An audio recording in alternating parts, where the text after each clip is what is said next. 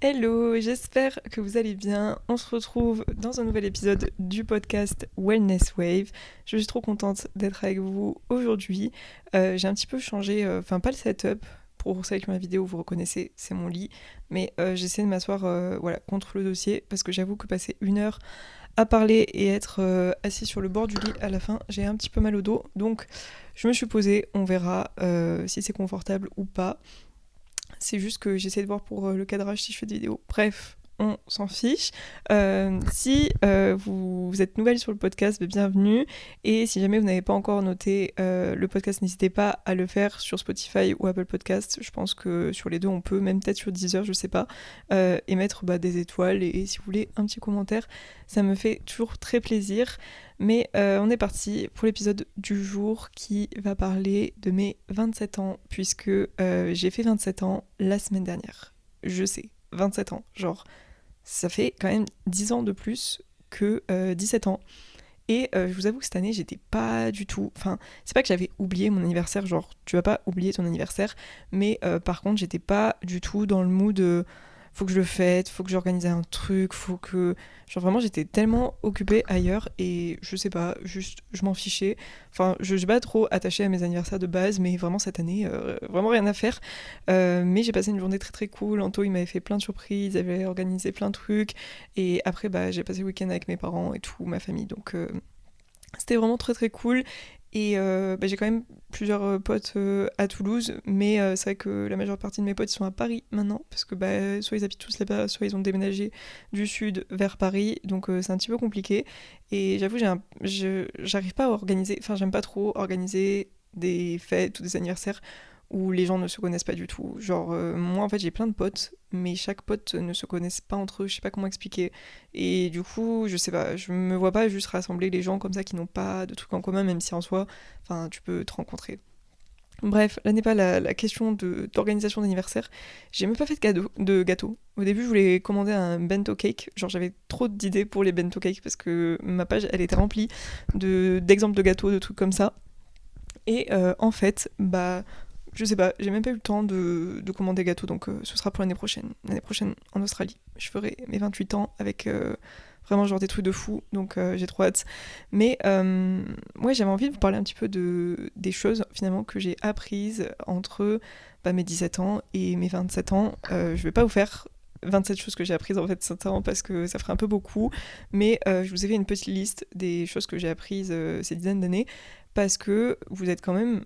Enfin, ma communauté, elle est autour de 17 ans, justement 17 ans et 30 ans, c'est à peu près la moyenne de ma communauté. Et je me dis qu'il y a beaucoup, beaucoup de choses que je ne savais pas à 17 ans et que j'aurais bien aimé savoir, même si en soi, vraiment, je vous le répète, votre vie, c'est votre expérience à vous. Oui, il y a plein de gens qui vont vous donner des conseils, qui vont vous donner leur expérience à eux, mais il faut que vous viviez votre vie pour vous et que vous fassiez vos propres expériences, vos propres erreurs, que vous appreniez vos propres leçons. Donc certes, je vais vous partager mes conseils, mais encore une fois, c'est des choses à prendre avec des pincettes, puisque ça concerne une expérience personnelle, subjective, et que ce n'est pas une règle, mais je pense que ça peut vous aider, parce que malgré tout, en 10 ans, on prend de la maturité, on prend de la sagesse, et on apprend des choses tout simplement dont on n'a pas conscience quand on a 17 ans, je pense. Même 20 ans, vous allez voir en 7 ans quand même, 7 ans c'est long, on apprend beaucoup beaucoup de choses. Et c'est vrai que c'est assez bizarre parce que quand j'ai fait 20 ans, 22 ans, 23 ans, même 25, bon 25 on me l'a un peu dit, mais pas vraiment, tu sais on te dit, ah ça y est, en plus, t'es un peu plus vieille et tout, mais à ce moment-là, je trouve qu'on te le dit vraiment sur la rigolade, genre c'est pour rire, tu vois, c'est vraiment sur le ton, ah ouais, t'as pris un an de plus, hein, tu commences à être vieille. Mais cette année, j'ai remarqué que les 27 ans, les gens étaient vraiment en mode, alors tu sens, hein, c'est la vieillesse et tout, genre moins rigolo, genre c'était moins sur le ton de la rigolade, c'était plus en mode sérieux, en mode ça y est, genre là t'es passé bien au-dessus, tu vois, des 25 et tu te rapproches des 30 ans, et ça me fait toujours trop rire, genre, en fait, parce que, et pourtant je pense qu'on est vraiment tous pareils, mais tu ne ressens pas du tout que tu vieillis. en tout cas, enfin, physiquement, on en parlera après, mais moi, j'ai pas spécialement l'impression d'avoir vieilli. Genre, j'ai pas plus de douleur à 27 ans qu'à 20 ans. J'ai pas moins de souplesse. Enfin, genre, mon corps ne s'est pas dégradé. Je pense même qu'il s'est amélioré entre mes 20 ans et mes 25 ans. Genre, je suis encore plus sportif, donc voilà, tant mieux. Mais je pense qu'à la limite, le métabolisme. Genre, je pense qu'à 20 ans, je pouvais manger beaucoup plus et beaucoup plus n'importe quoi que maintenant sans prendre de poids ou sans que ça se voit autant que maintenant. Et encore que c'est à peu près pareil. Enfin, je trouve pas que mon métabolisme a trop changé.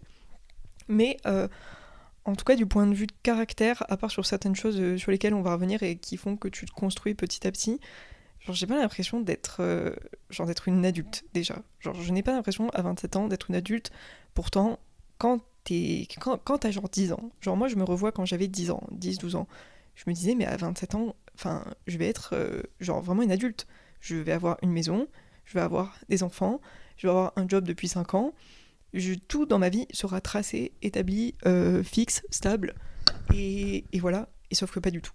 Genre pas du tout, on va en reparler après, mais en fait je pense que peut-être, enfin il y a des personnes, je pense, à 27 ans qui sont un peu plus dans la phase adulte, parce que justement, enfin, ça fait déjà un moment qu'elles ont des enfants, qu'elles ont une maison, qu'elles ont voilà, leur vie vraiment établie et tout. Mais moi, à 27 ans, je ne me sens pas du tout adulte. En tout cas, pas pour tout. Et justement, ça m'interroge sur un petit peu la définition de qu'est-ce que c'est être adulte. Genre, à quel moment dans ta vie tu passes de j'étais ado, genre jeune, à je suis adulte. Et est-ce qu'on peut être adulte jeune, tu vois? Au final, on est quand même jeune, même si on est adulte. Et en fait, moi, je pense que pour moi, être adulte, c'est vraiment avoir des responsabilités. C'est le mot qui, pour moi, fait que t'es adulte ou non. Et des trucs sur lesquels bah, tu vas pas pouvoir faire des trucs spontanés. Ça va pas pouvoir être n'importe quoi. Je m'explique. Genre, par exemple, j'ai pas d'enfant. Donc déjà, j'ai pas d'enfant, ça m'enlève une responsabilité énorme. Parce que malgré tout, même si t'as des enfants, et je suis sûre que c'est très cool et tout, enfin genre voilà, j'ai rien contre les enfants, mais je pense que voilà, t'as le poids de la vie sur tes épaules, honnêtement. Enfin, t'as créé une personne, tu dois t'en occuper. Donc pour moi déjà, là, tu deviens adulte. Parce qu'en plus, tu t'occupes de quelqu'un qui est pour le coup vraiment un enfant. Donc ça pour moi, c'est le plus la plus grosse étape. Ensuite, tu peux, genre, par exemple, faire un prêt ou acheter notamment une maison, une voiture, bref, t'es engagé et avec la banque et avec ton bien qui t'appartient, tout ça. Moi, je n'ai rien de tout ça. Je n'ai pas de prêt, je n'ai pas de voiture, genre, j'ai pas à m'occuper de l'assurance de la voiture, de l'essence, des réparations, du contrôle, tout. Genre, déjà, la voiture, tout ça, c'est ciao. Genre, juste, je me balade à pied, je prends le train de temps en temps et puis voilà. Pareil, je n'ai pas de maison. J'ai pas de maison, j'ai pas d'appart, j'ai pas de prêt avec la banque. Je ne dois pas de l'argent à la banque tous les mois, je suis pas dans un contrat, j'ai pas de trucs à rembourser, donc déjà j'ai pas cette responsabilité-là. Parce que c'est une responsabilité, parce que bah, il faut que tous les mois quand même tu aies les moyens de rembourser ton prêt, puis ensuite tu vas être propriétaire, enfin tu vas payer ta taxe d'habitation, il y a beaucoup de choses qui découlent de ça, ou si tu achètes un terrain, ou que tu construis une maison, il faut que les travaux se passent bien, enfin bref. Tu sais, vraiment, je pense que c'est incroyable, mais ça reste une responsabilité, quoi. Donc moi déjà j'ai pas ça, j'ai pas les enfants, j'ai pas la voiture, j'ai pas les prêts, travail à la limite, mais encore une fois même mon travail c'est un truc où je ne dois pas des comptes à un patron. Genre je me lève pas le matin et j'ai un CDI et tous les jours j'y vais de 9h à 17h ou 18h et tous les jours il y a une personne qui me demande des choses et qui exige des choses de moi et je dois faire ces choses de moi. Au final c'est moi qui décide de ça et qui gère ça. Je dis pas, je pense que c'est quand même moins stressant parce que c'est toi qui peux gérer la balance et voilà, c'est toi qui fais ce que tu aimes, tu vois. Donc dans tous les cas, c'est trop cool. Donc certes, j'ai des responsabilités, faut quand même que je m'occupe de mes papiers, que je m'occupe de mes trucs parce que pour le coup, personne ne va le faire à ma place, mais en tout cas, j'ai pas ce truc de une personne au-dessus de moi me demande des comptes, quoi. Donc dans tous ces trucs là, je me sens pas adulte. Franchement, je pense que le seul aspect de ma vie où je pourrais être adulte, mais du coup pour moi c'est pas un truc d'adulte, c'est juste que je suis en couple depuis 10 ans, genre tout se passe bien, c'est stable, voilà, j'ai pas de problème. Donc ça pourrait être à la limite une phase d'adulte. Et même là, on n'est pas mariés, on n'est pas fiancés, on va pas faire de mariage, on n'a pas d'enfants ensemble, genre on n'a pas de, encore une fois, de responsabilité dans le sens où, pour le coup, nous si on veut se séparer demain, bon, on se sépare vraiment demain, bon ça ne va pas arriver, mais je veux dire, il n'y a pas de trucs aussi serrés que si vraiment t'étais marié, tu sais, ensuite faut divorcer, faut faire des papiers d'avocat, c'est très compliqué. Donc toutes ces choses font que, je pense, je n'ai pas l'impression d'être adulte. Ensuite, malgré tout, comme tout le monde, on l'a vécu, on a eu 2 ans un peu flous avec le Covid parce que le temps, c'est comme si le temps était passé en 2 minutes alors qu'en fait il y a 2 ans qui se sont écoulés et on était enfermés. Et moi à ce moment-là j'avais quoi? J'avais 24, 25, je ne sais plus. Je suis désolée, je sais, franchement j'ai perdu la notion du temps. Mais du coup je pense que j'ai l'impression encore d'avoir ces 2 ans de moins. Et on est toutes un peu comme ça je crois aujourd'hui, c'est qu'on... Ces 2 années-là de Covid du coup c'est comme si elles n'avaient pas compté. Je sais pas comment dire. Bref. Donc ça fait que je ne me sens pas ni vieille ni adulte. Par contre, il y a un truc qui fait que je ne me sens plus... Enfin, je ressens quand même que je n'ai plus non plus 17 ans. Pourquoi? Parce que quand t'as 17 ans, il y a plein de choses qui font que... Voilà, je faisais beaucoup de soirées, j'avais pas les mêmes centres d'intérêt, j'avais beaucoup de doutes, beaucoup plus d'émotions fortes, je rencontrais des gens différents, je faisais des choses différentes, j'avais des objectifs de vie différents, je sais pas, c'était pas en tout cas, j'avais pas du tout le même quotidien, les mêmes préoccupations, la même maturité par rapport à certaines choses, donc bien évidemment que quand même je sens qu'il y a 10 ans qui se sont écoulés et que je ne suis plus une lycéenne, je ne suis plus non plus au début de la fac, et aussi il y a des choses qui font que tu te sens un petit peu, je dirais pas énorme, mais en décalage avec les gens qui ont 16-17 ans. Et pourtant, je côtoie des gens qui sont assez jeunes, enfin mon frère il est beaucoup plus jeune que moi, le petit frère de mon copain il est beaucoup plus jeune, même sur les réseaux et tout, quand vous me parlez, il y a des filles beaucoup plus jeunes qui viennent me parler, et il y a des choses où je sens que je comprends pas. Par exemple, là je pense que si vous avez 16-17 ans vous allez rigoler. Il y a un truc que je ne comprends pas. Je sais pas si je peux dire la Gen Z parce qu'il me semble que je fais partie de la dernière année de la Gen Z. Donc en soi, je suis dans la même boucle que vous. Mais quand même, genre je suis à la limite. Donc en tout cas, les gens, voilà, les gens qui sont au lycée et tout là, même au collège, expliquez-moi pourquoi vous avez 2 comptes Instagram. Je ne comprends pas. C'est-à-dire que j'ai découvert que, parce que je comprenais pas moi, il y avait plein de filles qui me suivaient qui ont des comptes privés. Genre compte privé, c'est écrit dessus. Genre c'est pas juste elles le mettent dans le nom que c'est leur compte privé. Et du coup, le frère d'Anto, son petit frère et tout, ils nous ont expliqué que voilà, ils ont un compte principal et un compte privé. Et ce que je comprends pas, c'est que pourquoi vous avez un compte principal sur lequel vous ne mettez pas de photos? Genre du coup, autant ne pas avoir de compte, c'est ça que je comprends pas. Et j'ai même découvert un truc qu'il y avait avec les stories. Donc déjà, j'ai capté que apparemment c'était gênant de poster sur Instagram. Bon, alors moi, j'avoue que je suis née quand Instagram s'est lancé. Donc évidemment, nous, on était vraiment dans... Franchement, comme tout le monde, je pense, t'as envie de dire que c'était la meilleure époque. Parce que c'était le début d'Instagram, il y avait les photos en carré encore, avec les filtres Valentia, voilà, si vous étiez à ce moment-là, vous savez. C'était vraiment l'époque de Tumblr. L'époque de Tumblr, c'est une période qui me manque trop. Parce qu'il y avait vraiment plein de photos. Juste tu aurais posté des photos sur ton Tumblr, du coup, sur ton blog. C'était des trucs de mode, des trucs de plage, tout le monde était bronzé, il y avait des palmiers, des trucs, des collants, bref, une folie, juste. Et c'était vraiment... tu sais, les gens, ils s'en cachaient pas, ils mettaient tous des photos avec des clopes, le maquillage noir, vraiment, genre le smokey eye, les cheveux de toutes les couleurs, des blonds, des trucs, enfin, c'était n'importe quoi. Mais en vrai, c'était ouf. Enfin, vraiment, l'époque de Justin Bieber, tout là, j'adore. Ça me manque trop. Si on pouvait un jour revenir, parce que souvent ça fait des boucles, les cycles, dans ce genre de période avec Calvin Harris, Avicii et tout, franchement, rip, mais c'était incroyable. Et donc bref, moi je suis née avec Instagram, et du coup je sais que j'ai toujours pris l'habitude de poster des photos, des vidéos, des trucs, je me posais pas de questions, franchement, je mettais en story, je faisais des photos de mes plats là que je mettais bien, quand j'achetais du maquillage, je mettais le maquillage, je faisais des photos un peu en mode esthétique, enfin c'était n'importe quoi. Et apparemment maintenant c'est gênant de poster sur Instagram. Donc moi j'avoue j'ai pas trop senti la transition parce que vu que c'est mon taf, finalement j'ai jamais arrêté et même si c'était pas mon travail je pense que j'aurais quand même continué parce que j'ai toujours aimé partager et voilà j'aurais posté je sais pas moi mes recettes, mes voyages, mes trucs comme ça, enfin j'aime bien mettre des photos, juste créer des photos, des vidéos j'aime bien et le partager. Donc je pense que je me serais jamais arrêtée parce qu'une fois que t'as pris l'habitude, voilà. Mais ouais, apparemment, même Instagram s'inquiète parce que les utilisateurs ne postent plus. Genre, à part les créateurs de contenu, les gens, on va dire, qui ne font pas ça, ne postent plus. Alors qu'avant, tout le monde postait. Que tu sois influenceur ou non, tu mettais en story, en post. Bref, donc apparemment pour une nouvelle génération, c'est gênant de faire ça. Et j'ai découvert même que les stories aussi, c'était un peu gênant, par exemple, de mettre ces stories avec... comment on appelle ça En fait, il fallait que tes stories, elles soient clean. Je sais pas comment expliquer. Et du coup, je comprenais pas ce que c'était parce que dans les TikTok et tout, les meufs, elles étaient là. Oui, est-ce que tu peux aller voir sur mon compte si mon compte Insta, il est clean et tout. Je me disais, mais qu'est-ce que c'est?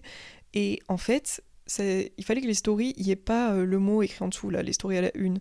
Alors que moi, j'ai écrit genre recette, séance jambes, enfin bref, j'ai classé quoi pour qu'on puisse s'y retrouver. Non, là, il faut qu'il n'y ait rien d'écrit, faut que les photos soient neutres et qu'il n'y ait aucune photo dans ton feed.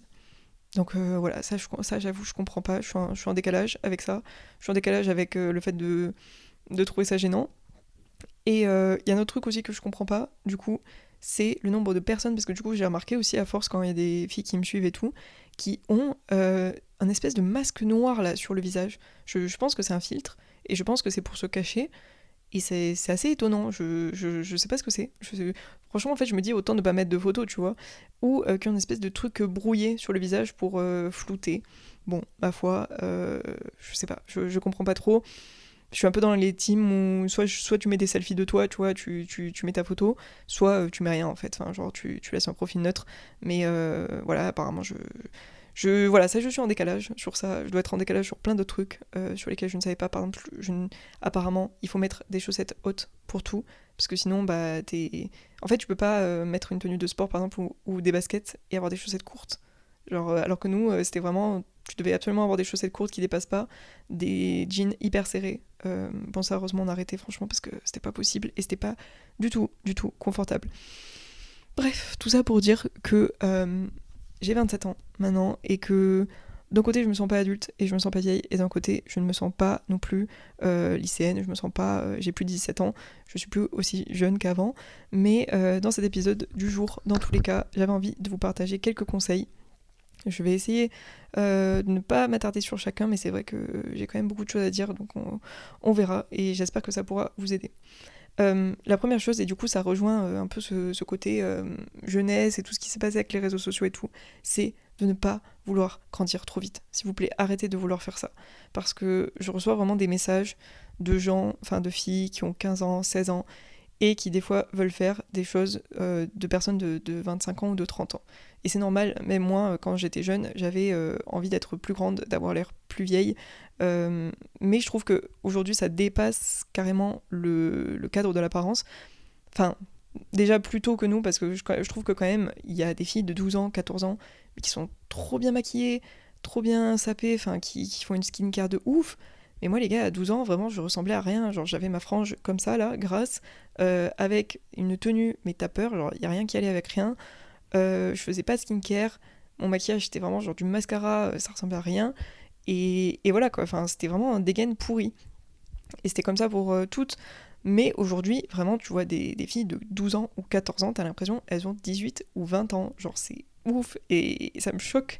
Mais après, je comprends parce que t'as la pression de ton collège, de ton lycée, puis si c'est des trucs qui vous font plaisir, genre faites-le. Enfin, de toute façon, j'ai pas d'enfant, je ne suis pas là pour vous dire quoi faire à votre âge.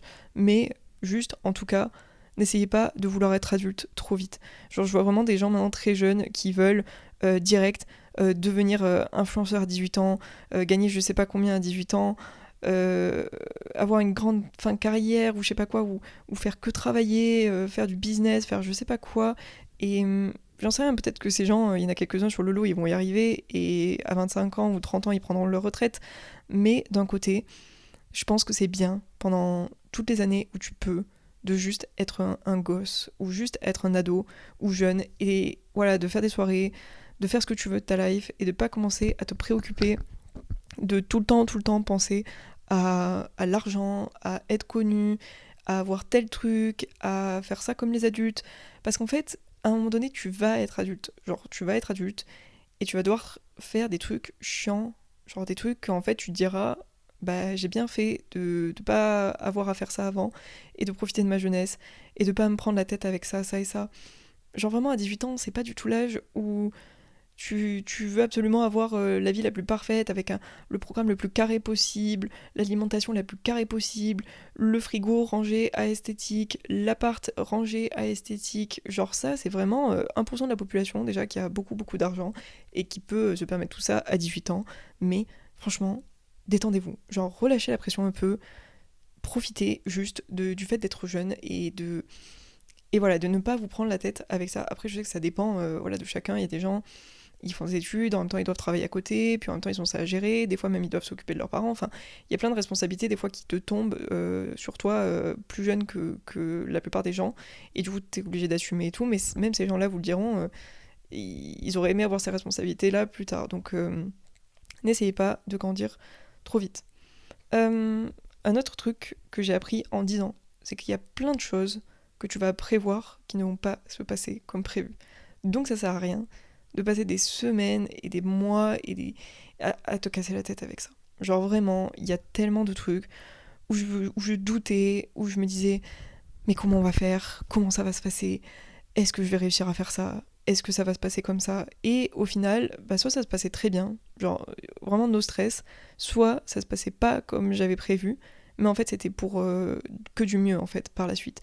Genre après tu t'en rends compte avec les années, les mois qui passent et tout, mais tu dis mais en fait heureusement que ça ne m'est pas arrivé, ou tu te dis en fait j'aurais jamais dû stresser pour ça parce que bah, tout va rentrer dans l'ordre et tout va bien se passer et c'était vraiment inutile de juste se prendre la tête pour rien alors qu'il y a énormément de choses qui ne sont pas dans ton contrôle et que tu ne pourras pas changer tout simplement. Donc j'essaie de réfléchir à des exemples, mais par exemple je sais que quand j'étais au lycée, je crois, je voulais, ouais, je pense que je voulais vraiment, vraiment que, enfin j'étais trop deg en fait que Anto et moi on n'habite pas ensemble directement après le lycée. Et en fait je me dis mais meuf, mais heureusement que vous avez pas habité ensemble, enfin c'était tellement bien que moi j'ai mon appart, que lui il ait son appart et que pendant plein d'années, je crois qu'on a aménagé ensemble 4-5 ans après la fac. En fait chacun profite de sa vie et quand on se retrouvait chez l'un ou l'autre c'était trop bien, c'était trop agréable. Donc vraiment absolument zéro regret à ce niveau-là. Heureusement qu'on l'a pas fait. Pareil, qu'est-ce que je me disais oui, quand on était à distance, nous aussi, par exemple, je sais que voilà, je me disais est-ce que ça marchera ou non. Enfin, j'avais confiance, mais je savais pas. Et au final, bah, tout s'est bien passé, quoi. Enfin, je veux dire, il n'y a pas eu de problème. Pareil, ensuite, quand on était à distance à Paris, au final, tout s'est bien passé, il n'y a pas eu de problème. Donc, je veux dire, ça sert à rien de stresser. Je sais que quand j'avais 17 ans, je me demandais aussi qu'est-ce que je vais faire comme étude de ma vie, qu'est-ce que je vais faire comme travail de ma vie, est-ce que je vais réussir mes années. Au final, j'ai réussi toutes mes années, j'ai été acceptée dans les masters que je voulais. Après, voilà, c'est sûr, enfin, je veux dire, j'ai travaillé pour, je m'en suis donné les moyens, mais peut-être que si je pouvais dire à la Claire d'avant ce que je sais maintenant, c'est que ça sert à rien de paniquer autant, alors que tout va bien se passer et que en plus plein de choses vont changer. Genre au final j'ai eu mon master de droit et puis au final j'ai pas du tout fait ça, donc si j'avais su je me serais un petit peu plus détendue. Et pareil, quand c'était le post-Covid et que j'avais passé mes premiers tests de BPGEPS et que j'avais raté je sais plus quel exercice et que du coup je l'avais pas passé et que je m'étais dit ok, bah plus jamais de ta vie tu feras coach, enfin tu pourras jamais faire coach de ta vie, t'abandonnes, ça sert à rien, c'est pas fait pour toi et tout. Alors que là, bah 3 ans après, quelque chose comme ça, j'avais repassé mes tests, j'ai refait tout et je suis devenue coach et au final j'ai lancé mon programme et enfin tout est trop bien et tout est rentré en place. Bah voilà quoi, si j'avais pu éviter de paniquer pour tout et rien, mais en même temps c'est normal que tu stresses parce que toutes ces fois-là, c'est des premières fois dans ta vie et t'es jamais passé par là, donc forcément ça t'inquiète et tu sais pas si tu vas y arriver, tu sais pas si ça va bien se passer et tout, mais j'ai envie de vous dire que faites-vous confiance, 99% du temps, tout se passe bien et quand un truc foire, quand ça rate, bah, vous recommencerez plus tard, ou vous le referez, ou en fait ça vous amènera vers autre chose qui dans votre vie va être beaucoup mieux. Donc voilà, même si je sais pas, une relation s'arrête, ce sera pour rencontrer quelqu'un d'autre et ça ira mieux. Vous perdez votre job pour je sais pas quoi, bah, ce sera pour un autre job. Vous devez déménager, enfin bref, il y a plein de situations dans la vie qui font que ça ne se passera pas toujours comme ce qu'on pense, mais des fois ça peut être beaucoup mieux. Et je sais que c'est une phrase cliché, mais c'est vraiment vrai. Troisième conseil, ah oui, il y a toujours une solution, c'est pas si grave en fait, et tant que t'as un toit sur la tête, de quoi manger, et de quoi payer tes factures, voilà, vivre normalement, bah en fait, il y a plein de choses dans la vie, tu te rends compte que ce n'est pas grave et que tu as la santé. Mais vraiment, si tu as ces choses-là, il faut comprendre que oui, tu vas avoir des problèmes de toute façon dans ta vie. Tu auras toujours des choses qui vont arriver, qui vont te causer du stress ou des soucis ou des choses à surmonter. Mais tant que ça n'affecte pas ta santé, genre t'as pas une maladie grave, t'as pas un proche à toi qui est malade et qui va mourir demain, tu peux payer tes factures, genre t'as un appart, voilà, t'as de quoi avoir un loyer, enfin un endroit pour vivre décent, et tu peux faire tes courses et manger normalement, bah oui, tu peux avoir des problèmes, mais en soi, ce sera jamais aussi grave que ne pas avoir toutes ces choses-là de base. Parce que, après, c'est normal, enfin, on veut toujours plus et on veut toujours avoir une meilleure qualité de vie. Après, ça passe par le mental, par ton travail, tes relations, tout. Mais ce que je veux dire, c'est que il y a plein de choses dans la vie où on dramatise un peu, je pense, alors qu'au final, on se rend compte avec du recul que c'était pas si grave que ça. Genre, il y a même des choses où tu te dis, les gens te pardonneront jamais, mes parents me pardonneront jamais, j'ai fait une bêtise, ou j'en sais rien, ou j'ai fait un truc, c'est la pire connerie, tout le monde va me voir comme ça, tout le monde va m'en vouloir. En fait, non, genre vraiment, les gens, ils vont oublier, les gens, ils vont passer à autre chose. Euh, c'est, c'est- Mais c'est normal de passer des fois par des choses comme ça dans ta vie où c'est la cata totale, genre t'es pas bien, ou il t'arrive une merde et tu te dis, voilà, c'est foutu, genre rien n'ira jamais mieux et tout, mais c'est faux. Genre un jour ça ira mieux et c'est pas si grave que ça, et il faut juste garder en tête que tant que t'as les bases, bah le reste ça va mieux. Et ah oui, j'avais mis aussi, et du coup c'est lié à ça, c'est de se détendre un peu plus et d'être plus relaxé par rapport aux choses sur lesquelles tu n'as pas de contrôle.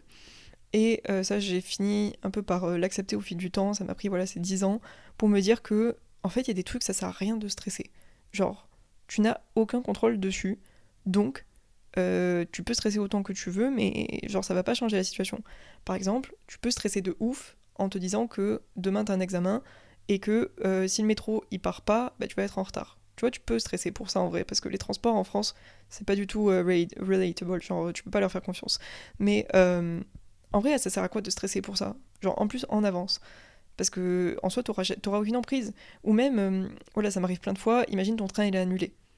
Bah, tu sais, tu vas pouvoir vraiment péter un câble et tout, mais ça sert à rien de péter un câble pendant 1 heure. Ton train, il va pas réapparaître. La SNCF, ils vont pas rajouter un train par miracle. Et tu vas devoir prendre le train d'après ou décaler ton voyage. C'est tout. Genre, t'as pas le choix. Ou quand tu prends l'avion, moi, ça m'est arrivé plein de fois, il y a une tempête, ou il y a un truc qui va pas, et tous tes vols, ils sont annulés. Et en fait, tu dois rester dans l'aéroport, et tu dois repartir le lendemain. Bon, ben, tu vas faire quoi? Genre, tu vas faire quoi? Tu vas t'énerver pendant 10 heures, ça va juste t'épuiser mentalement, physiquement, ça va pas arranger la situation. Pareil quand t'es avec quelqu'un, enfin vraiment moi j'essaye au mieux quand on est dans les transports ou quand il y a des problèmes comme ça, de voyage ou d'autres trucs ou d'administration, il y a déjà un problème, les deux côtés sont tendus, ça sert à rien de s'énerver contre la personne qui est en train de régler votre problème. Moi j'essaye toujours d'être la plus calme, la plus gentille, apaisante et tout avec la personne parce que je sais que du coup la personne elle va avoir envie de m'aider. Si je décroche le téléphone et que je pète un câble contre Orange, que je pète un câble contre la personne qui s'occupe de la CAF, de l'URSSAF, déjà c'est même pas vraiment eux qui s'en occupent, c'est encore au-dessus. Bah, la personne, elle va pas avoir envie de m'aider dans mon problème. Elle va pas avoir envie de solutionner le truc avec moi. Donc, il faut rester calme. Je vous jure, soyez relax par rapport aux situations comme ça. Parce que sinon, en fait, vous allez passer vos journées à être énervé pour des trucs qui ne servent à rien. Et surtout, votre énervement, il va pas vous soulager à vous. Et il va pas se soulager, il va pas débloquer la situation. Donc, voilà, essayez de voir sur quelle chose vous pouvez avoir un contrôle ou pas. Et en parlant de contrôle, bah justement, il y a plein de gens, la plupart des réactions d'autrui, vous n'avez pas de contrôle là-dessus. Genre, une personne s'énerve, une personne réagit comme ci ou comme ça, c'est hors de votre contrôle, les trois quarts du temps. C'est un truc qu'elle a avec soi-même, c'est quelque chose qu'elle gère elle. Donc vous pouvez vous comporter X, Y, Z, la personne ne va pas forcément changer son comportement. Donc voilà, il faut pas trop s'attacher à tout ça. Tu vas perdre des amitiés. Ah oui, en 10 ans, tu vas perdre des amitiés. Je sais pas si tu vas en perdre plein, mais j'avoue que moi, j'en ai perdu beaucoup pour plein de raisons. Mais il faut comprendre, et c'est pas pour vous désillusionner et tout, mais genre, il y a vraiment des gens que tu vas garder à vie, et il y a des gens qui étaient extrêmement importants pour toi que tu ne reverras jamais. Et après, je pense que ça dépend aussi de ta vision de l'amitié et tout, mais je sais que moi j'ai mes limites et je sais aussi que je peux zapper quelqu'un du jour au lendemain, genre vraiment. Je peux être amie avec quelqu'un depuis 5 ans, 10 ans, mais en fait, le moment où je peux plus, je peux plus. Et c'est comme ça. Et il n'y a pas de retour en arrière et tout. Mais ça dépend encore une fois des caractères, de vos amitiés et tout ça. Mais ce que je veux dire, c'est qu'il y a plein de choses qui font que vous risquez de perdre des amitiés. Par exemple, je pense que c'est la façon la plus courante, c'est que en fait, t'as passé ton collège ensemble, t'as passé ton lycée ensemble, où tu te connaissais parce que c'était les enfants des amis de tes parents, tout ça. Et en fait, bah après, tu rentres à la fac, tu changes d'activité, tu changes de centre d'intérêt, de quotidien, de rencontres, d'endroits. Il y a plein de choses qui font que quand tu passes dans ta vie après le lycée, bah ça peut t'éloigner parce que tu te vois plus aussi souvent qu'avant, tu partages plus assez de choses en commun et du coup bah tes conversations, il n'y a plus vraiment de conversations. Tu te rends compte que toi t'as changé, la personne elle a pas du tout changé ou en tout cas différemment de toi et du coup les conversations sont plus les mêmes, tu te sens pas à ta place avec cette personne-là ou ces personnes-là parce que ça peut être des groupes de personnes aussi et au final au fur et à mesure du temps bah en fait c'est pas du coup une rupture d'amitié brute, on va dire, c'est juste que t'as plus de son d'intérêt en commun. Enfin, t'as plus d'intérêt à être ami avec ces gens-là parce que t'as juste plus envie. Enfin, si tu t'étais rencontré à cet instant T avec ces gens-là, bah, en fait, tu serais jamais pote avec eux. C'est plus des amitiés que tu gardais parce que t'avais un passif avec ces gens-là. Mais après, chacun fait ce qu'il veut avec ses amitiés, ok. Mais moi, j'avoue que garder des amitiés parce que t'as un passif alors que t'as plus rien en commun dans le présent, ça m'intéressait pas du tout. Donc j'ai juste arrêté d'être pote avec ces gens-là. Mais enfin, pas d'une manière brute, je veux dire, il n'y a pas eu une embrouille, il n'y a pas eu une engueulade qui a fait que on a arrêté d'être amis. C'est juste qu'au fur et à mesure du temps, en fait, on se ressemblait plus assez, on n'avait plus rien à partager ensemble. Je pense que même des deux côtés, en plus, au bout d'un moment, ça se ressent. Enfin, c'est pas que d'un côté. Et du coup, bah juste, pourquoi passer du temps, faire du forcing? J'aime pas en fait forcer les choses. Et pourquoi faire du forcing avec des gens que tu n'as pas envie. Enfin, t'as plus envie d'être ami avec, juste. Mais c'est pas parce que t'as passé 10 ans et que t'as passé tout ton collège ou tout ton lycée avec ces gens que t'es lié par un pacte de sang et que tu dois rester avec ces gens-là. Donc, tu vas perdre des amitiés tout simplement parce que tu changes dans ta vie et qu'entre 12 ans et 25 ans, 27, bah voilà, tu peux être une personne plus ou moins différente. Euh, et bah il y a le deuxième cas, c'est pour le coup bah, les fights. Ça peut être. Mais en fait, moi j'ai eu des fights avec des potes à moi vraiment très très proches. C'était mes potes les plus proches que. Enfin, j'aime pas ce terme meilleur ami parce que bah moi j'avais plein de meilleurs amis. Mais en fait, il y a eu des limites où j'étais en mode. En fait, ça sert à quoi qu'on reste potes si c'est pour s'embrouiller comme ça, quoi. Et moi, je voulais juste, voilà, je voulais plus d'embrouille. J'étais plus. C'est aussi un truc, je pense, qui change. Au collège, au lycée, il y a tout le temps des embrouilles, surtout entre les meufs. Enfin, peut-être les mecs aussi, mais au bout d'un moment, ça casse les couilles. Je vais pas, voilà, je dis les termes. Au bout d'un moment, c'est relou. Tous les jours, une nouvelle embrouille, machin qui parle sur machin. T'as vu machin la coucher avec ci. Et machin, elle est pas venue à l'anniversaire de ça. Bref, voilà, les embrouilles de meufs, les trucs débiles, de merde. Et franchement, passer un âge, genre voilà, à 20 ans, moi à 20 ans, j'en avais déjà ras le cul de me prendre la tête pour des histoires comme ça. Et j'ai eu des amitiés où, après, je dis pas que j'étais parfaite sur tous les niveaux, mais j'ai eu des amitiés où on m'a reproché des trucs où j'étais en mode, en fait, stop. Genre, par exemple, je pouvais pas voir une personne parce que j'étais en train de réviser mes partiels, c'était la mort, j'étais en PLS au bout de ma vie, j'avais des examens et tout, et du coup, je disais, bah en vrai, on se voit dans 2 semaines ou dans 3 semaines parce que bah, j'attends de passer mes partiels et je veux réussir mon année. Et les personnes étaient en mode non mais là on se voit plus, on textote plus tous les jours H24, genre c'est pas possible. Et du coup j'étais en mode bah moi je peux plus, enfin genre j'ai pas envie d'être collée sur mon téléphone H24 à texter, là je suis pas disponible pour qu'on se voit, il faudra attendre 2 3 semaines. Et du coup les gens me faisaient la gueule ou genre pétaient un câble en mode non mais moi je peux pas avoir une amitié comme ça et tout. Bah ok, bah du coup on arrête d'être amis.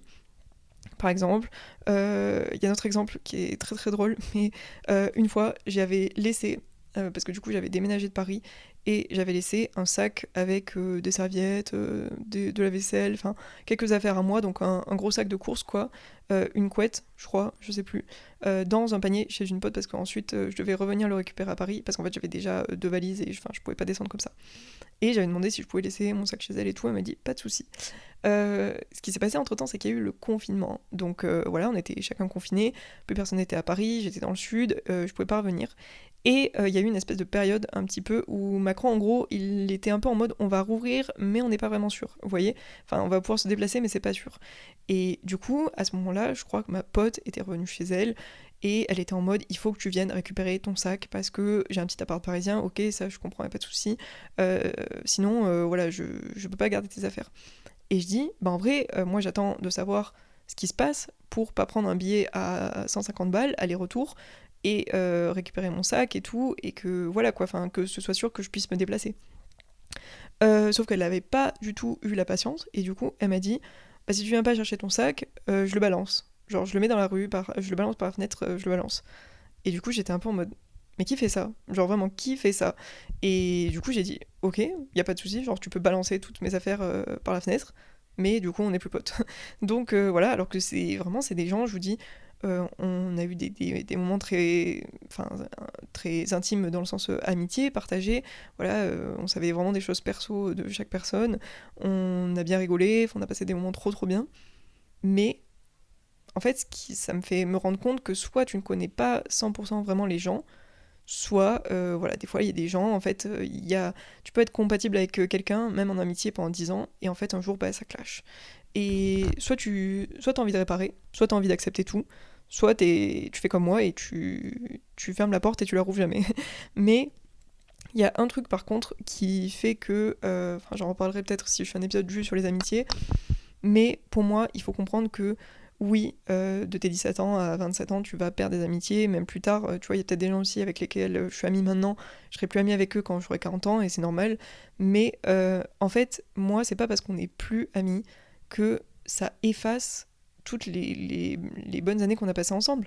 Genre, c'est pas parce qu'on n'est plus amis au jour d'aujourd'hui que déjà, enfin, je vais cracher sur cette personne ou que je vais dire cette personne elle est détestable ou que enfin genre on s'en fiche, c'est juste qu'on était plus compatibles, mais surtout ça n'enlève pas ce qu'on a vécu ensemble avant. Enfin moi mes meilleurs potes, les années qu'on a passées au collège et au lycée, enfin c'était incroyable, et justement je ne dis pas que ces années-là elles valaient rien et que on n'était pas amis à ce moment-là, au contraire c'était trop trop bien. C'est juste qu'à un moment donné, bah, nos chemins ils ont dévié et on n'était plus amis, mais jamais ça n'enlève ce que j'ai vécu avec ces personnes et l'amour que j'ai eu pour ces personnes à ce moment-là, en amitié hein, bien sûr, mais c'est comme une relation, tu vois, je trouve une relation, enfin du moins que la relation de couple elle était saine, c'est pas parce qu'un jour tu te quittes que du coup toutes tes années que t'as passées avec la personne ça valait rien, enfin au contraire c'est des souvenirs, c'est des bons moments, voilà, t'as été là l'un pour l'autre pendant toutes ces années, et voilà, c'est important, c'est juste que un jour, bah tu n'es plus amis, c'est comme ça. Mais voilà, préparez-vous parce que ça va arriver. Un autre conseil, c'est que tu ne peux pas plaire à tout le monde, et d'ailleurs j'ai envie de dire tant mieux. Quand t'es au collège, lycée et tout, c'est pareil. T'as une grosse pression à ce moment-là, pareil un petit peu quand t'arrives au début de la fac ou quand t'arrives en école et tout, de vouloir plaire à tout le monde. Alors peut-être que maintenant un peu moins, mais en tout cas je sais que moi à ma période, c'était vraiment... en fait tu voulais être bien vu quoi, tu voulais pas trop sortir du lot, tu voulais pas être trop mal vu par X ou Y personne. Moi je sais que j'aimais bien être appréciée de tout le monde, parce qu'après aussi, enfin c'est pas que j'appréciais tout le monde, je sais pas si j'appréciais tout le monde, je me souviens plus comment j'étais à ce moment-là au lycée ou autre, mais je sais que j'avais pas envie qu'on me voie d'une certaine façon, en tout cas, ou qu'on me rejette, tout ça.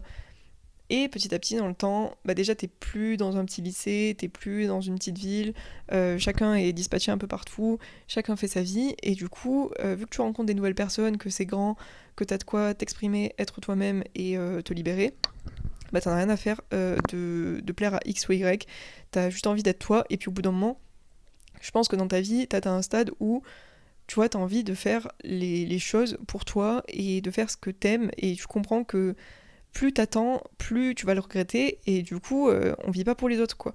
Donc, autant faire ce que t'as envie de faire maintenant, t'habiller comme tu veux, te maquiller comme tu veux, déménager à l'étranger si t'as envie de déménager à l'étranger, te mettre en couple avec X ou Y personne, genre en fait c'est pas leur vie, c'est ta vie et t'en as qu'une et du coup bah ça sert à rien de correspondre à un moule pour plaire à certaines personnes qui au final d'ailleurs s'en foutent de ta vie. Donc ouais, si je pouvais vous donner un conseil, c'est de ne pas essayer de plaire à tout le monde parce qu'en plus, enfin je veux dire ce serait trop bizarre de plaire à tout le monde, genre forcément même moi, je veux dire il y a plein de gens, ils ont pas envie de me follow, il y a plein de gens même ils vont m'unfollow parce que je leur plais plus, parce que ils aiment pas ce que je poste, ils aiment pas comment je parle, ils aiment pas comment je m'habille, ils aiment pas comment je prends des photos. C'est obligé qu'il y ait des gens qui n'aiment pas du tout ce que je fais et qui n'aiment pas la personne que je suis. Et c'est ok parce que enfin, ce serait juste trop bizarre que tout le monde m'apprécie. Genre, même toi, même toi et moi, genre, même moi, il y a plein de gens que je n'aime pas, que je n'apprécie pas. Pourtant, des gens l'adorent. Par exemple, je sais pas, tu peux prendre des célébrités, tu peux prendre des personnalités politiques, publiques. Il y a des centaines de milliers de personnes qui les adorent. Il y a aussi des centaines de milliers de personnes qui ne les aiment pas ou qui juste n'en ont rien à faire de ces personnes-là. Et pourtant, les gens ne s'empêchent pas de vivre. Donc, voilà, il faut savoir doser, quoi. Euh, Ensuite, tu vas avoir le cœur brisé. Oui, je pense que entre 17 et 27 ans, sur 10 ans, surtout dans ces périodes-là, voilà, à un moment donné, tu vas ramasser. Niveau sentimental, c'est obligé. Je suis désolée. Je pense que tu vas passer par là. Je pense que c'est très très rare. Les personnes qui, entre toute cette période, n'ont jamais eu le cœur brisé en amour, ne se sont jamais séparés, n'ont jamais eu un crush et au final ça marche pas ou je sais pas quoi. Je pense que c'est très très rare. Donc voilà, il vaut mieux s'y préparer. Et de toute façon, ça arrive des fois même bien plus tôt que 17 ans. Mais tout ce que je veux dire, c'est que même si tu crois que tu vas jamais t'en remettre, bah si. Bon, après, moi je peux pas parler pour tout le monde parce que c'est vrai que ça fait 10 ans que je suis en couple et c'est pas comme si genre on s'était séparés et que pendant 6 mois ou un an j'avais été célibataire et on ne s'était pas revus et qu'en plus je m'étais mis avec quelqu'un d'autre vu qu'au final on est restés tous les deux. Mais bah, Anto et moi on s'est brisé le cœur plein de fois et c'est le truc le plus horrible mais d'un côté, c'est un truc où t'es obligé de passer par là. Je pense que tu peux pas, dans ta vie, ne pas connaître ce moment-là. Et sachez que ça va passer. Genre, ça va passer. Et je parle pour plein d'autres gens que je connais autour de moi, qui, eux, ont eu des relations de 2-3 ans, ou parfois plus, ou parfois moins, et qui, au final, se sont séparés, et qui se sont mis avec une autre personne. Et au final, bah, ils sont beaucoup plus heureux avec l'autre personne, ça se passe beaucoup mieux. Ils ont oublié leur ex, tout va bien dans le meilleur des mondes. Et même s'il a fallu les ramasser à la petite cuillère au début, bah, mes potes elles vont très bien aujourd'hui et elles sont très heureuses. Et donc voilà, il faut pas avoir peur de se mettre en couple parce que ensuite tu dis que tu risques de rompre, parce que ça tu le sauras jamais, tu pourras pas le prévoir, donc il faut accepter de prendre le risque et de se lancer et de s'ouvrir à quelqu'un et de se mettre avec la personne. Après, oui, il y a des chances de se séparer. Il y a même des gens qui se séparent après 30 ans de mariage. Donc j'ai envie de dire, on ne sait jamais ce qui peut se passer, même si je touche du bois. J'espère que ça m'arrivera jamais. Mais je pense que l'être humain, il est fait pour pouvoir s'en remettre.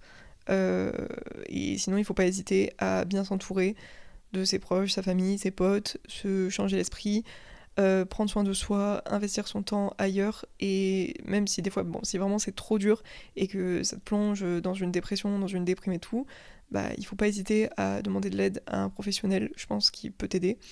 Mais ouais, voilà, ça fait partie de la vie. Que tu sois même sans être en couple, tu peux avoir le cœur brisé.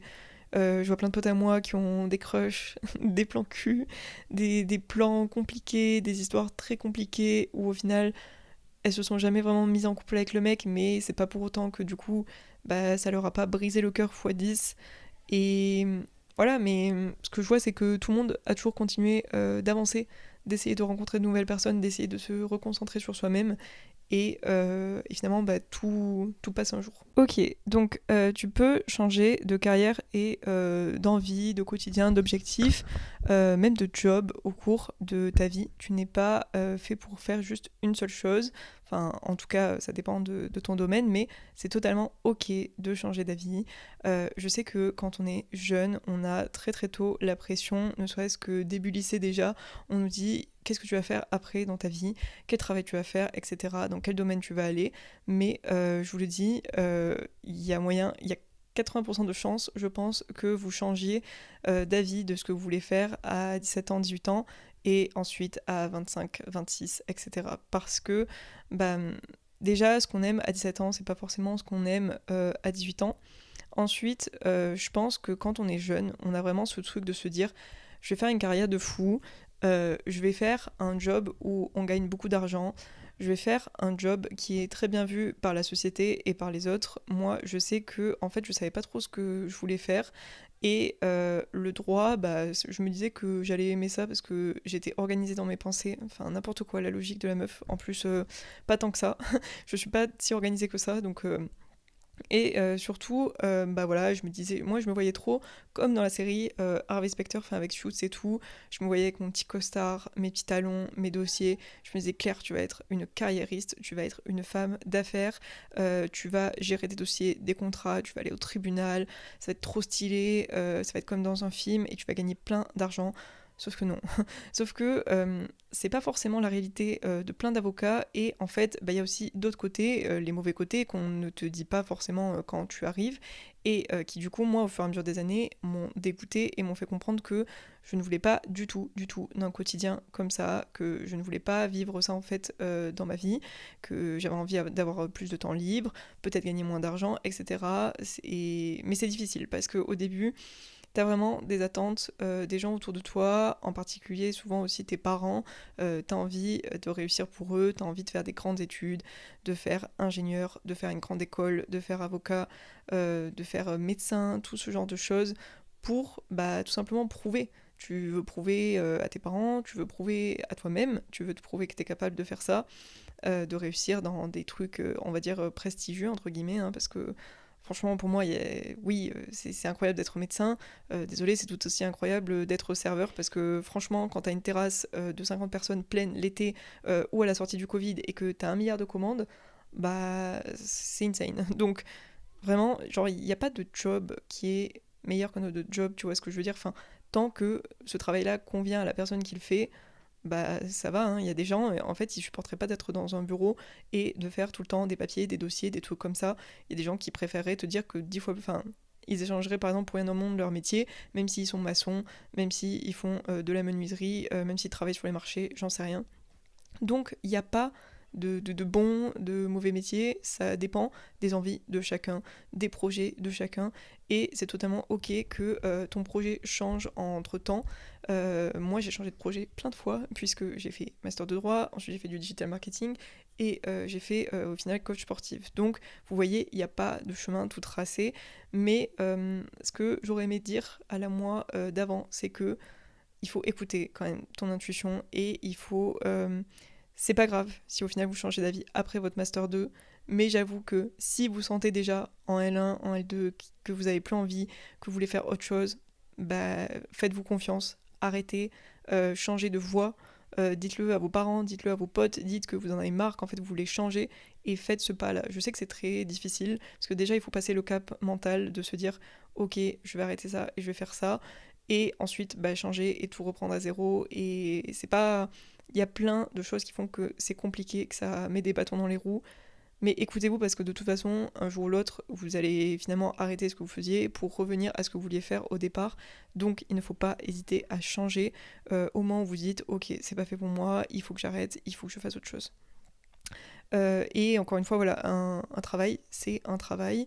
Après, il y a des gens qui sont passionnés, qui peuvent travailler de 8h à minuit. Je ne sais pas comment, parce que même moi qui suis passionnée, mon but dans la vie, c'est quand même d'arriver plus tard à me dégager un maximum de temps libre pour en fait juste faire des choses simples. Genre, oups, désolé. Juste pour faire des choses simples, je sais pas moi, le matin, aller à la plage, je sais pas, avoir un cadre de vie très soft, tu vois, avec mes claquettes t-shirt là. Moi, je rêve de ça. Je rêve pas de faire des 8h minuit tous les jours sur mon bureau avec ma grande entreprise. Genre, faire ça pendant 5 ans, pourquoi pas, même si c'est ta boîte, ta marque et tout. Le faire toute ta vie. Je sais pas si c'est un but ultime. C'est vraiment ancré en nous que c'est ça, avoir réussi sa vie et être heureux et être successful, mais je suis pas sûre. Genre, il y a vraiment des gens qui sont plus heureux avec des jobs beaucoup plus simples et moins prenants et moins casse-tête. Donc voilà. Et ça aussi, c'est un truc qui est bien dans les îles, je trouve. Alors, je suis pas allée à Tahiti, ce genre d'endroit, mais c'est ce qu'on m'a dit. Et moi, c'est ce que j'ai ressenti quand on est allé à Bali, aux Philippines et tout. Les gens, en fait, ils prennent le temps, genre vraiment. C'est-à-dire que ils vont te faire un café, certes, ils vont mettre 15 minutes, 20 minutes, mais au moins, tu sais, tout le monde est détente. Tu vas acheter un truc, ils vont prendre le temps, mais au moins personne n'est stressé dans le rush. Alors que tu vas à Paris, tout le monde est pressé, personne prend le temps. C'est juste pas agréable. Donc moi je pense qu'on devrait un petit peu plus prendre exemple sur les gens qui ne vivent pas pour leur travail. Euh, Ah oui, une fois que t'as passé ton diplôme, ton master, une fois que t'as fini tes études, vraiment, en fait, personne vraiment ne te dit quoi faire. Alors, soit t'as fait ton stage ou ton alternance, et ensuite ça découle sur un taf, parce que tu signes un CDI et du coup t'enchaînes, soit tu te retrouves sur le marché du travail, et là tu dois faire des candidatures, des CV, des entretiens, et être accepté, passer ta période d'essai, et aimer ton job, etc., et travailler dans ça. Mais en soi, genre en fait, c'est comme si ta carte, elle était immense, et tu ne savais pas quel chemin prendre. Et ça, je pense que c'est un choc qui arrive à tout le monde une fois que tu as fini tes études.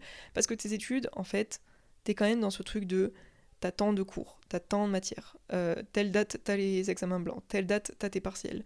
Ensuite, t'as tes résultats. Ensuite, t'as ton stage. Mais tu vois, t'es guidé. Puis l'année d'après, tu vas devoir aller dans un truc un peu plus spécifique. Enfin bref, il y a plein de trucs qui font que bah, t'es quand même guidé, tu vois. T'as un chemin, tu sais où tu vas aller dans la fac et tout, plus ou moins, même à l'école, tu sais. Alors que dans la vraie vie, la vie d'adulte, et cette vie après le master, bah en fait t'es un peu en mode je peux tout et rien faire, et ça fait très très peur. C'est très perturbant, je trouve, et personne ne t'accompagne pour ça. Genre, il n'y a pas de guide, il n'y a pas de... C'est dommage qu'on n'ait pas des mentors. Genre, moi, j'aimerais vraiment trouver un mentor. J'aimerais trouver une personne, mais le problème, c'est que les réseaux sociaux, ça n'existait pas avant aussi, donc c'est un peu compliqué. Mais j'aimerais trouver quelqu'un qui m'explique comment, je sais pas, elle a réussi son entreprise pour ça, ça et ça, parce que j'ai plein de questions. Comment elle a réussi à avoir tel truc, enfin... En vrai, c'est trop important d'avoir un mentor ou quelqu'un au-dessus pour te guider. Moi, je n'ai pas ça, mais je pense qu'on devrait tous avoir ça dans notre vie parce que bah c'est pas si simple. Et franchement, s'il y a quelques petits conseils des fois que je peux vous donner qui peuvent vous aider un peu, bah j'espère avoir un minimum ce rôle-là pour vous aider. En tout cas, dans le sport, je peux. Euh, Ah oui, j'avais mis les choses qui te rendront le plus heureux ou la plus heureuse ne sont pas du tout matérielles. Et vraiment, j'insiste.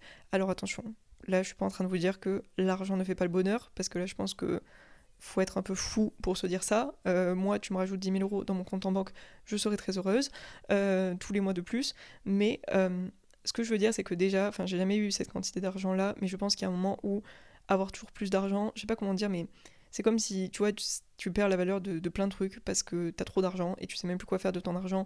Du coup, t'achètes des trucs qui n'ont aucun sens. Mais ce que je veux dire surtout, c'est que c'est faux quand même de dire que l'argent ne fait pas le bonheur, parce que quand t'as pas d'argent, ben t'es quand même malheureux. Enfin, c'est difficile d'être heureux quand t'as pas d'argent. Pourquoi ? Parce que bah, tu ne peux pas subvenir à tes besoins, tout simplement, et prendre du temps pour toi. Parce que ça veut dire que tu passes ta journée à bosser pour avoir de l'argent, ou alors t'es au chômage et t'as pas d'argent, mais du coup t'es triste parce que tu peux pas profiter en fait si t'as pas d'argent. Et voilà, enfin, avoir l'argent, ça te permet de manger à ta faim, de manger comme tu veux, de cuisiner, de profiter de la bouffe. Ça te permet d'avoir un logement bien, correct, un environnement où c'est sain. Ça te permet d'acheter, je sais pas moi, une voiture pour te déplacer. Bref, tous tes besoins d'être humain dans une société, l'argent, ça va t'aider. Et pardon, avoir d'argent aussi, ça te permet justement de ne pas t'inquiéter, parce que quand t'as pas d'argent, bah, t'es tout le temps en stress de est-ce que tu vas avoir de l'argent ou pas, et du coup, bah, mentalement, t'es pas bien, physiquement, t'es pas bien. Bref, donc on revient pas sur ce sujet, ce n'est pas moi qui vous dirai que l'argent ne fait pas le bonheur. Si, l'argent ça fait le bonheur, et avoir un peu plus d'argent, bah, on dit pas non. Mais quand vous avez de l'argent, justement, faites-en bon usage. C'est-à-dire que, je suis désolée, mais il y a personne, enfin, moi, quand on me demande ce qui m'a rendue heureuse, mes meilleurs souvenirs, etc., je vais pas venir vous dire ouais, c'est le dernier blender que je me suis acheté qui est absolument incroyable, genre j'ai tous mes meilleurs souvenirs avec ce blender. Enfin, non. Ou Je vais pas vous dire, quand on me demande ce qui m'a vraiment rendue heureuse et mes meilleurs souvenirs, ah ouais, vraiment, c'est cette paire de baskets que j'ai achetée là, mais elle était trop belle, je te jure. Je la regarde tous les matins, vraiment, c'est le bonheur absolu, j'adore. Non, j'adore mes chaussures, voilà, tous les jours, je me dis, j'en profite bien, je les mets tout le temps, elles sont nickel et tout, j'en prends soin. Je suis reconnaissante de mes baskets, mais ce que je veux dire par là, c'est que c'est absolument jamais un truc matériel qui va me venir en tête quand je pense à un truc qui m'a rendue heureuse. La première chose, c'est déjà tes proches, voilà, enfin, c'est tes relations et tout, je pense. C'est le fait de partager des choses avec des gens. Parce que si t'étais tout seul avec tous tes objets, bah c'est nul. Enfin, genre, ça t'apporte quoi? Genre, t'es pas là pour faire partager des gens. Je pense que c'est aussi les surprises, les cadeaux que tu as pu faire à des personnes genre qui ont été ouf. Enfin, moi je sais que par exemple Anto il m'a offert une machine à café. Alors oui, c'est un bien matériel, mais ce que je veux dire c'est que tous les matins, je fais mon café avec et je lui dis je suis trop heureuse et je pense que ça se voit. Et je lui dis tu vois c'était un trop bon cadeau en fait.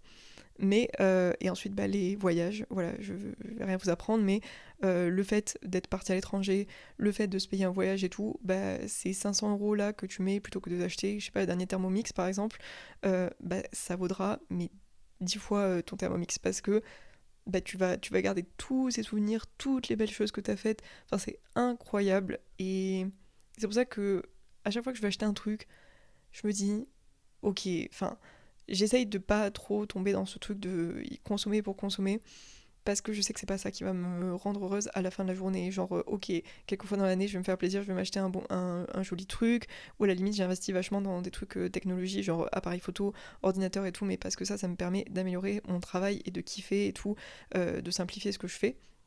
Mais en aucun cas, genre, je vais me dire, putain, chaque année, il faut absolument que je m'achète le dernier iPhone parce que c'est trop beau, quoi, et parce que c'est trop à la mode. Non, à la limite, si tu l'achètes, c'est parce que la caméra, elle est mieux et que bah tu filmes avec. Mais franchement, si je filmais pas avec, enfin déjà j'ai mon iPhone 11, je crois, donc voilà, ça commence déjà à dater. Mais ouais, vraiment, investissez dans les voyages, dans les bons moments. Je sais pas si vous voulez organiser, je sais pas, vous organisez un week-end dans un parc d'attractions avec vos potes, mais genre ça c'est de trop bons souvenirs. Ou organiser une soirée à quelqu'un, faire des restos, voilà, tous les moments, les restos, les cafés avec des potes, c'est trop bien comparé à juste aller faire du shopping. Vous voyez ce que je veux dire? Donc voilà, ça veut pas dire que vous devez jamais dépenser votre argent, mais pensez où vous le mettez. Euh, tout ce qui va être risqué, tout ce qui va être inconnu, qui va te faire sortir de ta zone de confort, il faut absolument que tu le fasses. Bon, dans une certaine mesure. Genre, faut pas, si c'est pas ta nature, ça sert à rien tous les jours de te dire je fais un truc hyper hors de ma zone de confort, qui me met dans la difficulté et tout. Faut pas pousser non plus, tu vois. Faut trouver un équilibre entre les deux et se dire j'ai des moments aussi où je reste dans ma zone de confort pour mon bien-être. Mais voilà, tous les trois quarts des meilleurs moments de ces 10 dernières années que j'ai passés entre mes 17 et 27 ans, c'était des moments où j'avais peur de faire ça. Genre, c'était le risque, c'était l'inconnu, c'était le flou, c'était un truc complètement nouveau, complètement différent et qui fait peur, quoi. Et en fait, c'était la meilleure chose qui puisse m'arriver. Par exemple, bah, partir faire mon Erasmus à l'étranger au Canada, ça fait peur malgré tout parce que, bah, enfin, j'avais jamais vraiment peur parce que moi, j'étais trop attirée par l'étranger. Mais voilà, je savais que j'allais être à distance avec mon copain, je savais que j'allais pas revoir mes parents pendant un an, que j'allais être toute seule dans un pays que je connais pas, avec des gens que je connais pas, genre zéro repère, rien. Et en fait, bah, c'était l'expérience la plus incroyable de ma vie. Donc évidemment que j'ai bien fait d'aller faire mon année à l'étranger. Pareil, quand j'ai voulu arrêter le droit, j'avais très très peur déjà de la réaction de mes proches, de les décevoir. J'avais très très peur de la réaction de mes parents. Donc je savais pas, c'était vraiment, je vous jure, je me suis fait le dialogue dans ma tête pendant des heures. Et un jour, je me suis dit, ok, il faut le dire. Donc je suis allée voir mes parents et je leur ai dit, j'arrête les études de droit, je vais faire autre chose. Et en fait, mes parents l'ont super bien pris, enfin, en tout cas en face de moi. Mais ils m'ont dit, mais nous, Claire, on s'en fout, genre on veut juste que tu fasses ce que tu veux et tout. Et du coup, au final, j'ai fait autre chose. Et c'était trop, trop bien. Et voilà, et enfin, je suis très heureuse d'avoir arrêté et d'avoir pris le risque. Pareil, coach sportive et tout, je me disais toujours oui, mais toi tu vois Claire, t'es calme, t'es douce, t'es gentille, Donc t'as pas le caractère de la coach sportive hyper musclée, hyper un peu bonhomme, enfin désolé pour les clichés mais c'est un peu ça, qui va tout défoncer, qui va tout le temps te dire non mais allez là, déchire tout et tout. Tu vois, t'es posé, genre je suis calme, après je sais motiver quand il faut, mais... Et du coup, bah tu pourras jamais faire coach sportive, alors qu'en fait pas du tout. Enfin au final j'ai fait coach sportive, et enfin je pense que je suis une très bonne coach sportive, quoi, parce que bah, je suis à l'écoute, je fais attention, j'apprends, enfin je connais très bien mon anatomie, tout, je sais conseiller, je sais voilà, m'adapter à la personne, tout ça, et la partie psychologique. Donc en fait il y a plein de choses sur lesquelles t'as un peu un a priori, ça te fait peur, tu te dis ce sera pas fait pour moi, j'y arriverai pas, j'irai pas jusque là, ça n'arrivera pas et tout. Et en fait c'est au moment où tu te dis ok, là tout dépend de moi, donc il faut que je me bouge le cul, il faut que je sorte de ma zone de confort et il faut que je le fasse, sinon ça ne va pas se faire tout seul. Et ça m'arrive encore aujourd'hui, par exemple avec le programme, il y a des choses sur lesquelles je ne suis pas habituée. Par exemple, samedi, je vais faire mon premier événement, je n'ai jamais fait ça, ça me stresse, ça me fait peur, je suis timide les gars, mais je me dis, si tu sors pas de ta zone de confort, bah tu pourras pas expérimenter ça, tu pourras jamais savoir ce que ça fait, tu vas avoir des regrets, et surtout, ça se trouve, ça va être trop bien, et je sais que ça va être trop bien. Et quand je vais l'avoir fait, je vais me dire, bah t'as bien fait de l'organiser et de faire ça parce que bah, ça valait le coup, quoi. Enfin, t'aurais jamais ressenti ça sinon. Donc, il faut pas hésiter. Pareil, si quelqu'un vous plaît, que vous voulez sortir avec lui ou elle, j'en sais rien, bah il faut y aller, quoi. Il faut se montrer, il faut se manifester, il faut montrer de l'intérêt pour la personne, il faut se donner à fond pour la conquérir, quoi, j'ai envie de dire, ou même pour la récupérer, parce que bah, si tu le risques pas, en fait, tu ne pourras pas savoir ce que ça fait. Et être dans une relation, c'est des risques, c'est le risque de souffrir, le risque d'être blessé, d'être trahi, tout, mais d'un côté, ça peut t'apporter beaucoup, beaucoup de bonheur. Donc voilà, il y a plein de choses dans votre vie où vous allez devoir sauter, mais faites-le. Genre faites-le parce que c'est au moment où tu sautes que le filet il va s'ouvrir. Voilà, c'est une très belle phrase sur laquelle j'aurais pu limite conclure. Mais j'avais encore 3-4 choses à dire. Sur la même ligne, il n'y a pas d'âge pour commencer quelque chose. C'est-à-dire que c'est pas parce que vous avez passé vos 17 ans, que vous avez 20 ans, 25 ans, 30 ans, 40 ans, j'en sais rien, que vous ne pouvez pas vous lancer dans quelque chose. En fait, regardez, moi j'ai commencé la course à pied à 27 ans. Qui l'aurait cru? Pas la moi de 17 ans, ça c'est sûr. On m'aurait dit ça au lycée ou à la fac, j'aurais dit non. Pareil, si on m'avait dit à 17 ans que je serais coach sportif à 27 ans, j'aurais dit mais quoi? Genre non. Et du coup, il n'y a pas d'âge pour se lancer dans ce qui vous passionne, pour déménager à l'étranger, pour quitter une relation, pour recommencer de zéro, pour faire un enfant. Bon, un enfant, peut-être qu'il y a des âges, je sais pas, j'en suis pas là, mais en tout cas, faites ce qui vous fait plaisir, peu importe l'âge. Il ne faut pas commencer à se mettre des barrières en mode oui mais il y a un moment dans la vie pour faire ça et il y a un moment dans la vie où non, tu n'as plus l'âge pour faire ça. Si en fait, si t'as envie de faire ça à tel âge, bah tu le fais. Genre même moi par exemple je suis pas très soirée, mais j'en sais rien moi si votre passion dans la vie à 40 ans, oula désolé j'arrête pas de mettre des coups dans le micro, si votre passion dans la vie, à 40 ans, c'est encore de sortir et je sais pas, d'aller dans des festivals, de faire des rave parties, bah écoutez, si vous êtes heureux comme ça, faites-le, non? Genre, c'est qui est là pour vous dire arrêtez de faire ça? Il n'y a pas d'âge, donc... en allant avec l'âge, arrêtez d'attendre le moment parfait pour faire quelque chose. Par pitié, il faut arrêter de vous dire quand j'aurai tel âge, je pourrai faire ça parce que ce sera le moment parfait. Non, parce que tu vas te dire ça tous les ans et à chaque fois tu vas décaler et à la fin tu vas jamais le faire. Ou arrêtez de vous dire quand j'aurai fini tel truc, je pourrai enfin me lancer dans tel truc. Bon, si vous êtes surchargé de travail, bien évidemment, mais non, genre il faut commencer maintenant. Parce que sinon, vous allez à chaque fois décaler, vous n'allez pas oser le faire, et surtout, se dire que vous attendez le moment parfait, genre ça n'existe pas, il n'y a pas de moment parfait. N'attendez pas de vous dire, ok, j'ai envie de faire ça, ou je pense que je pourrais faire ça, que je serais bon dans ça et ça, mais j'attends d'être prêt. J'attends que ce soit parfait. J'attends que toutes les conditions soient réunies, que j'ai tout le matériel parfait, que ce soit la journée parfaite, la période parfaite pour lancer ça. Non, genre tout le temps que vous ne le faites pas, vous perdez ce temps-là. Donc commencez dès maintenant, comme ça vous allez apprendre, vous allez faire des erreurs, vous allez pouvoir tester des trucs, changer, réadapter, et tout ce temps-là, vous allez gagner du temps en fait, et de l'expérience et tout. Alors que si à chaque fois vous attendez, vous êtes là, non mais j'ai envie de me lancer sur les réseaux, mais j'attends que ce soit le bon moment, j'attends d'avoir le dernier iPhone, j'attends d'avoir ma caméra parfaite, j'attends de ne plus être au lycée pour pas que les gens me jugent. J'attends d'avoir fini la fac parce que voilà, après j'aurai fini mes études, j'aurai plus de temps. Non, vous aurez pas plus de temps. Les gens ils vont continuer de vous juger. Le matériel il va changer. Donc ce que vous utilisez là dans 2 ans c'est fini. Et il y a des gens qui ont percé avec moins que ça et c'est pas ça qui compte. Bref, genre lancez-vous. Voilà, c'est tout ce que j'ai à dire. Arrêtez d'attendre le moment parfait pour un truc, ça n'existe pas. Sur la même lignée, un autre conseil, ne prenez pas des conseils de personnes qui ne sont pas là où vous voulez être. Alors c'est pas moi qui ai inventé cette phrase, elle existe déjà, je crois qu'elle existe en anglais, mais moi j'ai arrêté d'écouter les gens qui me disaient ah ouais, tu fais ça, ou tu veux faire ça, ou moi je te conseillerais plutôt de faire comme ça. Ou moi je te conseillerais de pas trop te risquer dans ça et ça.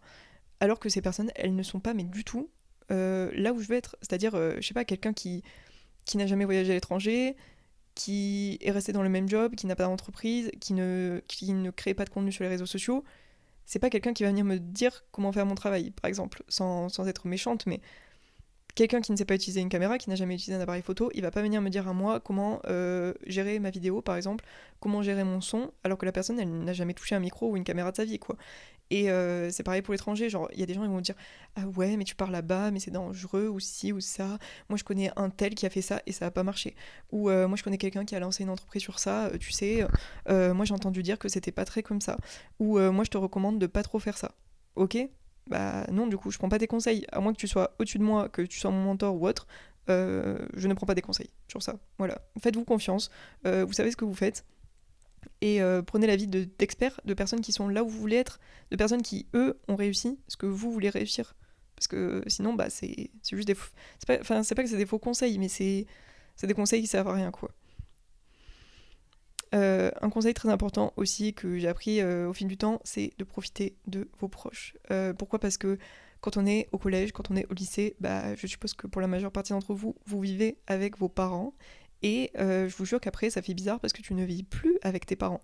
Et bon, no offense papa, maman, mais je pense pas que je pourrais passer la moitié de l'année non plus chez vous, parce que maintenant j'ai pris l'habitude d'être chez moi, d'être indépendante, tout ça, d'avoir mon appart, mon espace et tout.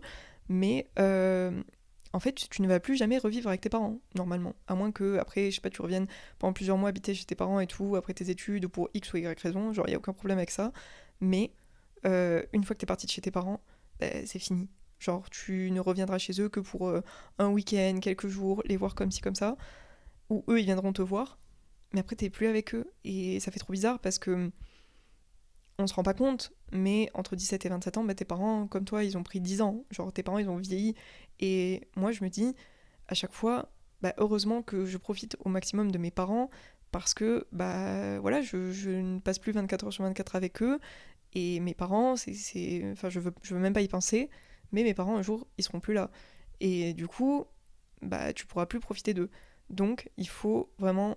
Je sais qu'on est occupé maintenant, qu'on a les études, qu'on a notre travail, qu'on a notre couple, qu'on a nos potes, nos sorties, nos trucs, machin, mais et on n'y pense pas quand on est jeune parce que on se dit qu'en fait, nos parents, ils sont éternels, nos grands-parents, ils sont éternels, que voilà, tout arrivera très très tard et que rien, enfin personne ne peut mourir.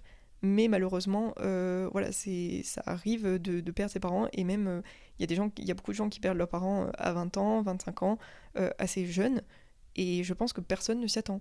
Donc ça coûte rien de passer un coup de fil le week-end, de prendre de leurs nouvelles. Puis voilà, enfin si vous avez une relation un minimum saine avec vos parents, que ça se passe bien, que vous les appréciez et tout, je dis pas qu'il faut adorer ses parents si ça se passait mal avec eux. Si vous n'avez pas envie d'avoir un lien avec vos parents, c'est ok.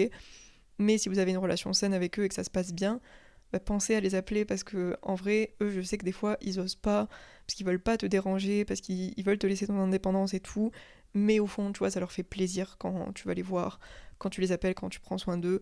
Donc il faut ne négligez pas vos parents. Enfin, vraiment, moi, je sais que mes parents, ils ont tout fait pour moi, ils se sont occupés de moi, ils font tout pour leurs enfants. Donc voilà, je profite d'eux au maximum et bah, de vos grands-parents, parce que moi, bah, du coup, entre mes 17 et mes 27 ans, j'ai perdu mes grands-parents, j'ai perdu ma mamie et mon papy, qui était, vous voyez, même là, de le redire, ça me rend émotionnelle, mais c'était des personnes incroyables. Bah, du coup, moi, j'ai passé énormément de temps chez mes grands-parents, enfin, du moment où je suis née jusqu'à mes 15 ans, 17 ans, enfin, je veux dire, j'étais tout le temps avec mes grands-parents. Et voilà, même quand j'étais au lycée, de temps en temps, j'allais manger chez eux. On se voyait toutes les vacances avec nos cousins chez mes grands-parents. Donc, on était très proches. C'était des personnes incroyables qui m'ont appris plein de trucs, qui ont partagé beaucoup avec moi. Et c'est vrai que, en fait, dans cette période-là, quand t'es très jeune, tu vois, tu n'as pas encore, enfin pour la plupart des personnes, tu n'as pas encore fait face à la mort. Et entre mes 17 et 27 ans, j'ai découvert ce que c'était que de perdre quelqu'un. Que quelqu'un meurt, que la famille en fait soit en deuil, que tu vois tes propres parents perdre leurs parents. C'est vraiment, c'est spécial, c'est difficile, mais tu comprends aussi que ça fait partie de la vie et tu comprends que en fait on va tous y passer un jour. Enfin c'est un peu triste dit comme ça, mais que voilà, il faut s'y préparer mentalement sans pour autant y penser tous les jours. Genre, oui, la mort c'est un truc qui va nous arriver, oui, on va perdre des proches, mais ça sert à rien de se lever tous les matins en se disant ah là là, la mort nous guette. Vous voyez ce que je veux dire? Genre, il faut aussi profiter de l'instant présent et du fait que tout le monde soit vivant, mais voilà, dans tous les cas, je sais que moi, mes grands-parents, ils vivent à travers moi, parce que je sais qu'il y a plein de choses de ma personnalité, de qui je suis, de ce que j'ai appris, de tout, dans mes souvenirs, tout, ils vivent à travers moi. Donc, mes grands-parents n'ont jamais vraiment disparu dans un sens. Mes grands-parents, ils sont aussi dans... Enfin, ma mère, c'est une partie de mes grands-parents. Mon oncle, c'est une partie de mes grands-parents. Mes cousins, c'est une partie de mes grands-parents. Donc, je pense qu'on laisse tous un petit peu de nos gènes et de nous par rapport à ce qu'on a apporté aux gens dans leurs souvenirs et tout ça. Bref, je termine sur mon dernier conseil qui est que chacun a son propre timing dans la vie et que oui, on a 17 ans, on a 20 ans, 25 ans, 30 ans, 40 ans, bref, je vais pas vous faire toutes les périodes de la vie, mais c'est pas grave. En fait, vous n'êtes pas trop devant par rapport à quelqu'un et vous n'êtes pas trop en retard par rapport à quelqu'un. Il ne faut pas comparer vos vies et vos timelines par rapport à d'autres gens, par rapport aux normes de la société en mode à 25 ans il faut avoir une maison, un CDI, finir ses études, tu peux reprendre des études à 30 ans, tu peux ne jamais avoir de maison, tu peux faire un gosse à 40 ans. Franchement, il n'y a pas de règles. Genre, qui a décidé de ces règles? En soi, personne. C'est juste une globalité statistique qui fait que les gens ont ça. Mais c'est pas parce que t'es pas dans cette tranche-là que du coup t'as pas réussi ta vie. Genre, pense à ce que tu veux toi, pense au fait que toi, tous les jours, t'essaies un petit peu plus d'avancer dans ta vie et que tu ne peux pas en fait être devant, en retard ou en avance, parce qu'en fait, tu dois rester focus sur ta propre vie. Genre, c'est ta propre timeline, c'est ton propre timing, ta propre vie. Et comment tu pourrais être en retard par rapport à toi-même, tu vois? C'est comme si t'avais un double qui était derrière toi, en fait, ou en avance par rapport à toi-même. Tu peux pas, parce que c'est toi. Tu es la seule personne qui avance et qui recule. Et même, je pense que tu peux pas reculer, vraiment, tu peux pas reculer. Parce qu'on apprend tout au long de notre vie, et on progresse tout au long de notre vie. Mais c'est pareil, on voit beaucoup sur les réseaux. J'ai acheté une villa à 20 ans, j'ai réussi mon business, je suis Forbes Under 30, là, genre j'ai eu tant de millions d'argent avant mes 30 ans. J'ai eu tant d'enfants et ma maison à tel âge. J'ai réussi tel truc à 22 ans. Voilà, maintenant, de toute façon, avec les réseaux, on a aussi plus de visibilité sur la vie de milliards de personnes. Voilà, de milliards de personnes. Donc c'est normal qu'on se compare et qu'on ait l'impression qu'on soit en retard, mais si on prend la globalité de tout, genre vraiment c'est 1%, ok? Genre allez, j'en sais un 5% maximum, qui ont atteint ces choses-là à tel âge. Et pourquoi faire ensuite? Ok? Genre c'est ça ma question, c'est tu fais quoi une fois que t'as une villa à 20 ans, que t'as ton job de rêve à 20 ans, que t'as eu tant d'argent à 20 ans, à 40 ans, à 30 ans tu te fais chier, tu vois? Enfin, je dis ça, mais bien évidemment, t'es bien content parce que t'as de l'argent et tu peux faire tout ce que tu veux et tu as la liberté et tu lances plein de trucs et tu profites.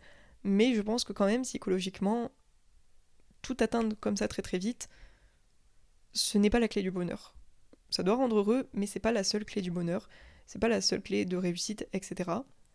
Donc, ne vous comparez pas, ne comparez pas votre timing.